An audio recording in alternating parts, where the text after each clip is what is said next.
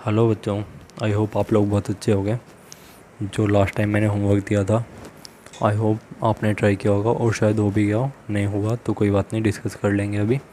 Last time हमने balancing करी थी, आज हम क्या करेंगे, केमिकल फार्मूला हम निकालेंगे। हमें केमिकल कंपाउंड के नाम गिवन होंगे, उससे हम केमिकल फार्मूला निकालेंगे, देन बैलेंस करेंगे। उससे पहले बच्चों एक क्वेश्चन आता है कि लाइक बीच में तुम्हारे एनसीईआरटी क्वेश्चंस के कि लाइक इन टेक्स्ट क्वेश्चन में कि मैग्नीशियम रिबन को पहले क्लीन क्यों किया जाता है बर्निंग से पहले। मैग्नीशियम रिबन क्या होता है, एक छोटा सा टुकड़ा होता है मैग्नीशियम मेटल का, है ना, कि रिबन जैसा एक टुकड़ा होता है मैग्नीशियम मेटल का। तो बोल रहे हैं कि उसको बर्न करने से पहले, जलाने से पहले उसको रब क्यों किया जाता है, मतलब साफ़ क्यों किया जाता है, क्लीन क्यों किया जाता है। तो देखो एक्चुअली होता क्या है बच्चों, ये मान लो एक मैग्नीशियम का रिबन है, मैग्नीशियम का एक टुकड़ा है। हमने क्या करा, मान लो इसे आग लगाई। तुम्हें पता है कि जो बर्निंग होती है, कंबशन होती है, ऑक्सीजन की प्रेजेंस में होती है। ये क्या करता है, मैग्नीशियम ऑक्सीजन के रिएक्ट करके MgO बना लेता है। Mg प्लस में ऑक्सीजन, कंबशन जो आग लगने वाली रिएक्शन होती है ऑक्सीजन की प्रेजेंस में होती है। तो ऑक्सीजन क्या रिएक्ट करके MgO बना लेता है। बैलेंसिंग की देख रहे हैं, बैलेंस को छोड़ो, बैलेंस बाद में कर लेंगे।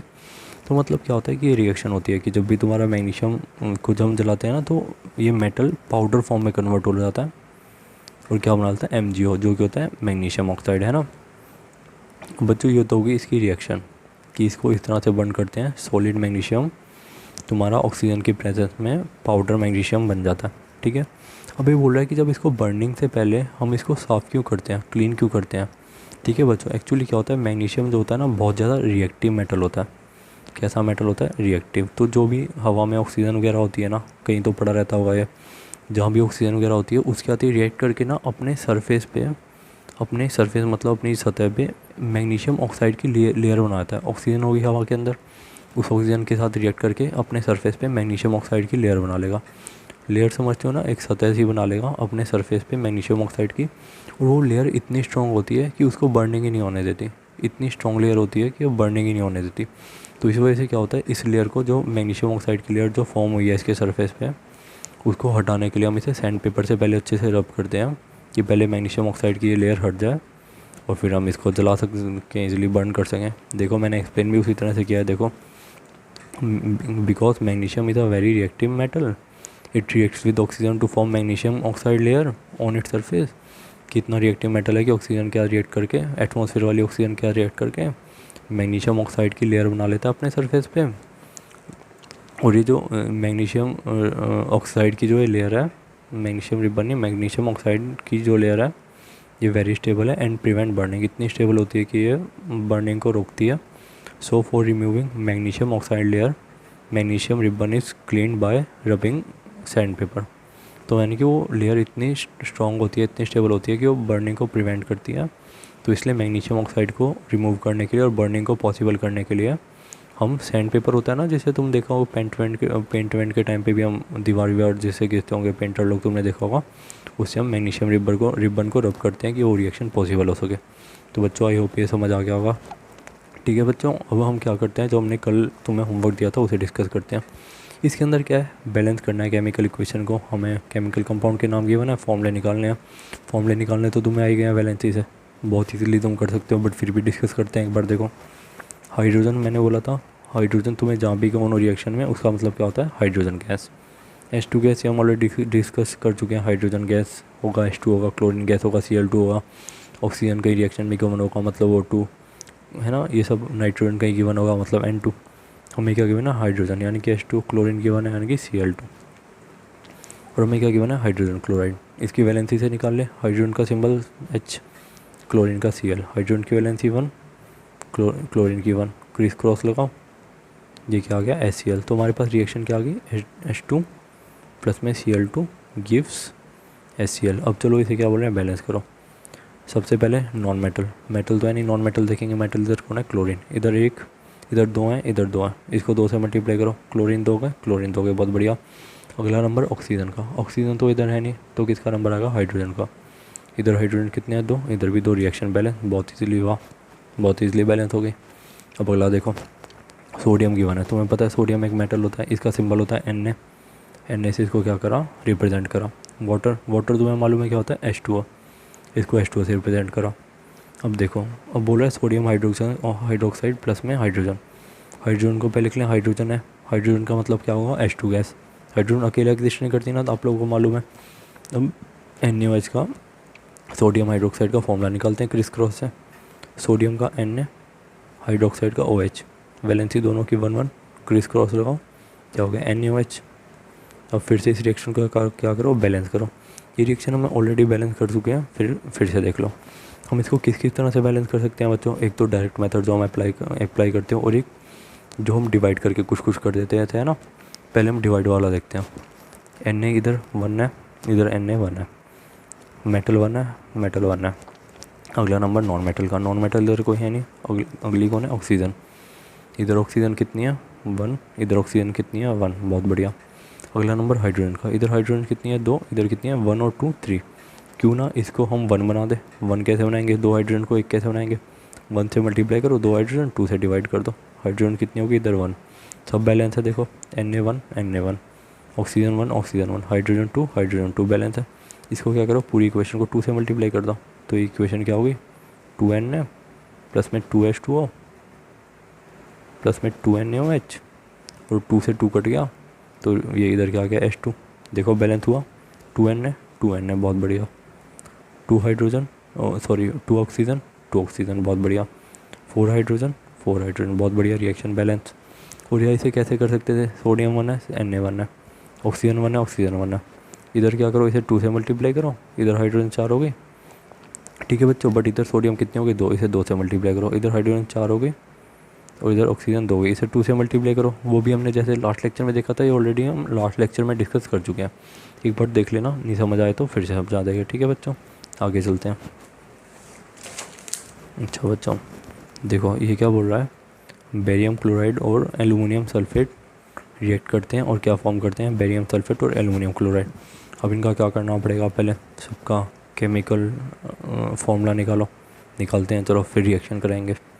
बेरियम क्लोराइड का निकाल लेते हैं, Ba1, Ba का, बेरियम का Ba, क्लोरीन का Cl, Ba की वैलेंसी 2, क्लोरीन की 1, तो इधर से क्रिस क्रॉस लगा के बेरियम क्लोराइड क्या आ गया, BaCl2, बहुत बढ़िया।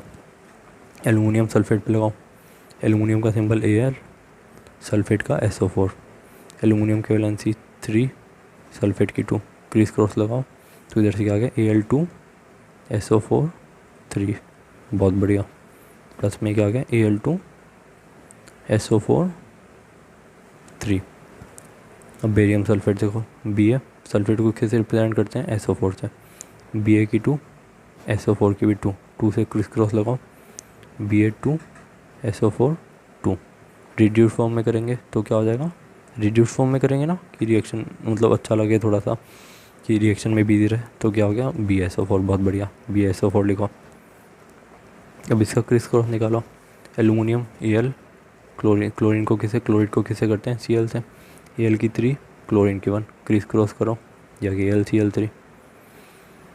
देखा बच्चों, मतलब कितनी इजीली तरीके से निकल गया ना, इसलिए हमने क्रिस क्रॉस रूल को सीखा था, कि हमें कुछ रटना ही ना पड़े। देखो रटने की ज़रूरत पड़ी, थोड़ा बहुत आइडिया ले लिया, अब तुम्हें कुछ भी पूछ ले फटाफट तुम कर लोगे, है ना। अब देखो चलो बैलेंस करते हैं, ये रिएक्शन भी हम ऑलरेडी बैलेंस कर चुके हैं, बट फिर भी देखो, इधर 2 मेटल हैं, Ba एक मेटल, एलुमिनियम दूसरा मेटल, कोई मेटल उठाते हैं, पहले Ba उठाते हैं, Ba इधर 1 है, इधर 1 है, बहुत बढ़िया। अगला मेटल उठाते हैं, इधर एलुमिनियम 2 है, इधर एलुमिनियम 1 है, 2 से मल्टीप्लाई करो, एलुमिनियम 2, बेरियम 1, Ba1, बहुत बढ़िया। अगला नंबर नॉन मेटल का, नॉन मेटल क्लोरीन भी है, सल्फर भी है, कोई भी उठा लो, क्लोरीन उठा लेते हैं, इधर क्लोरीन 2, इधर क्लोरीन 6, 2 इंटू में 3 6, इसको 3 से मल्टीप्लाई करो, क्लोरीन 6 तो बहुत बढ़िया। फिर से फर्स्ट स्टेप पे चलो, क्योंकि बेरियम चढ़ गया, इधर बेरियम 3, इधर बेरियम 1, 3 से मल्टीप्लाई करो, बेरियम 3, बहुत बढ़िया। एलुमिनियम 2, बहुत बढ़िया, ठीक है बच्चों, ठीक है। अब आगे चलते हैं, मेटल हो गए, फिर उठाते हैं नॉन मेटल, क्लोरीन इधर 6, इधर क्लोरीन 6, बहुत बढ़िया, 2 इंटू में 3 6। फिर अगला नंबर सल्फर, नॉन मेटल का, सल्फर इधर 1 और सल्फर इधर 3, 1 इंटू में 3 सल्फर, इधर भी सल्फर कितने, 3 सल्फर, बहुत बढ़िया। अगला नंबर ऑक्सीजन का, ऑक्सीजन इधर कितनी है, 4 इंटू में 3 12, इधर कितनी है, 4 इंटू में 3 12, 12 ऑक्सीजन इधर, 12 ऑक्सीजन इधर, बहुत अच्छे।